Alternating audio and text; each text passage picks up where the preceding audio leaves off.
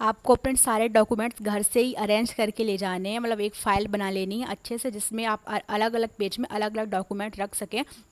और उनके नीचे उनका जो फ़ोटोकॉपी है, कम से कम 3 फ़ोटोकॉपी हर एक डॉक्यूमेंट की आप करा लीजिएगा, ताकि आपको कोई वहाँ पे दिक्कत ना आए, क्योंकि वो ओरिजिनल डॉक्यूमेंट और एक उसकी फ़ोटोकॉपी आपकी वहाँ पे सबमिट हो जाएगी।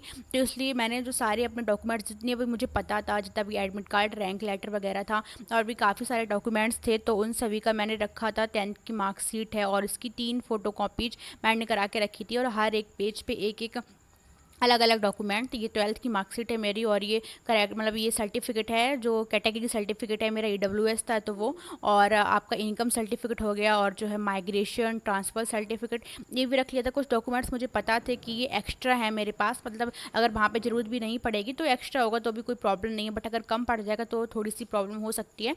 इसलिए मैंने ये सारे डॉक्यूमेंट्स, मतलब आप हो सके तो थोड़ा सा, मतलब सारे डॉक्यूमेंट्स आपको पता है कि वो नहीं लगेगा, फिर भी आप रख लीजिएगा, क्योंकि एक्स्ट्रा होगा तो भी कोई प्रॉब्लम नहीं होगी। अगर आप कोई डॉक्यूमेंट एक्स्ट्रा होगा वहाँ पे, तो वो आपको वो वापस कर देंगे, जितना उन्हें ज़रूरत होगा उतना वो ले लेंगे।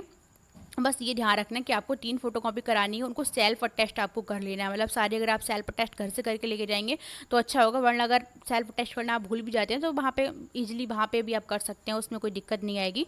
तो आपको इस तरीके से मतलब सारा एक फ़ाइल बना के लेके जानी है, जिसमें आप अलग अलग डॉक्यूमेंट एक एक, मतलब वहाँ पर आप इजीली से उन्हें निकाल के दें, तो आपको कोई परेशानी नहीं होगी अगर आप फाइल वहाँ पर लेके जाएंगे बना के। तो ये सारा मैंने फ़ाइल कंप्लीट करके, और मैं सुबह 9 पे निकली थी, क्योंकि मुझे ऐसा लगता था अगर सुबह मैं पहुंचूंगी तो फिर कुछ, मतलब जो मैंने स्टूडेंट्स से बात करी तो उन्होंने बोला था सुबह अगर पहुंच जाओगी तो जल्दी काउंसलिंग हो जाएगी, इसलिए फिर मैं सुबह निकली। ये मेरा कानपुर से मैं इलाहाबाद जा रही थी, क्योंकि मेरा जो कॉलेज मिला था मोतीलाल नेहरू, अब मैं पहुंच चुकी हूँ प्रयागराज में। प्रयागराज को ही पहले इलाहाबाद बोलते हैं। जैसे ही मैं अंदर गई तो सबसे पहले वहाँ पे एफिडेविट देते हैं, बाहर ही उन्होंने एफिडेविट दिया। ये मतलब ये जो यूपी में जितने भी कॉलेज हैं, ये सारे कॉलेजेस का एफिडेविट होता है, मतलब 2 ईयर्स सर्विस का जो बॉन्ड है, वहाँ पे MBBS कंप्लीट करने के बाद आपको 2 ईयर्स सर्विस देनी पड़ेगी, तो उसका ये उन्होंने सिग्नेचर करवा ली थी और ये फिलअप करवा दिया था। और उसके बाद ये आपको उन्होंने एक मतलब फॉर्म फिल करने के लिए देंगे वो, और उसके बाद फिर वो आपको मेडिकल सर्टिफिकेट, मतलब मेडिकल सर्टिफिकेट बनवाने के लिए भेजेंगे। सारा आपका मेडिकल चेकअप करेंगे, जैसे कि मेरा हुआ था वहाँ पे। और अब मेरा ENT और जो ऑप्थेल्मोलॉजी, मतलब और जो भी जो जितने भी टेस्ट ये आपको दिख रहे हैं, मेडिसिन और सर्जरी, ये सारा कुछ वहाँ पे चेकअप हुआ था। उसके बाद आप जब मेडिकल करवा लेंगे फिर आपको फ़ीस पेमेंट करने का होगा। तो फ़ीस पेमेंट के लिए, मतलब बाहर वो पेरेंट्स को अंदर नहीं जाने दे रहे थे, इसलिए फ़ीस पेमेंट के लिए उन्होंने जिस अकाउंट नंबर पे करना है वो बाहर पेस्ट करके रखा था कि इस अकाउंट पे आप अपनी फ़ीस जो है पेमेंट कर देंगे।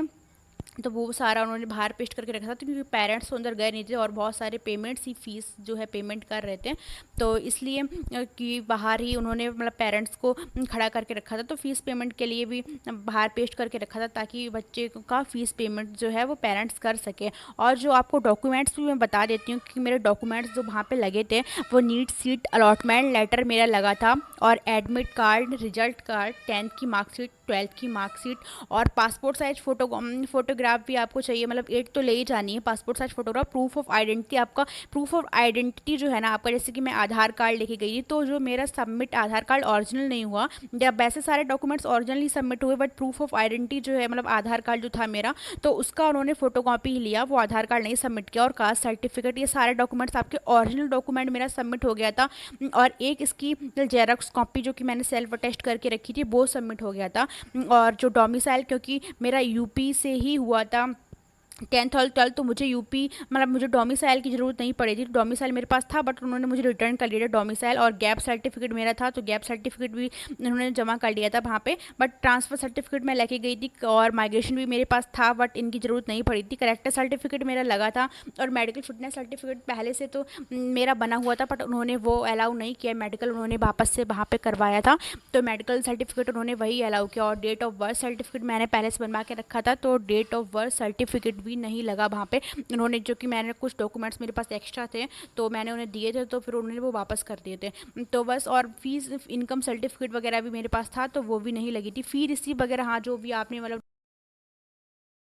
फ़ी रिसीव मतलब जो भी आपने ऑनलाइन जब आपने रजिस्ट्रेशन किया था वो आपने जो फ़ीस पेमेंट करी थी ऑल इंडिया कोटा में 1000 जो भी आपकी रजिस्ट्रेशन फ़ीस थी और जो भी आपकी सिक्योरिटी मनी 10,000 थी, तो उनकी जो फ़ी रिसीव आई थी वो भी वहाँ पे आपको दिखानी पड़ेगी। और जो कि मेरा यूपी का था, क्योंकि मैंने यूपी की काउंसलिंग के थ्रू कॉलेज लिया था, तो मेरा 30,000 और मतलब 2000 रजिस्ट्रेशन फीस थी, तो इन सभी का मेरा जो फ़ी रिसीव थी वो लगी थी। और जो वहाँ पे जो वो 36,000, क्योंकि मेरे कॉलेज की फ़ीस थी गवर्नमेंट कॉलेज की, तो 36,000 जो भी मैंने मतलब फ़ीस मेरा ऑनलाइन ही पेमेंट हो गया था।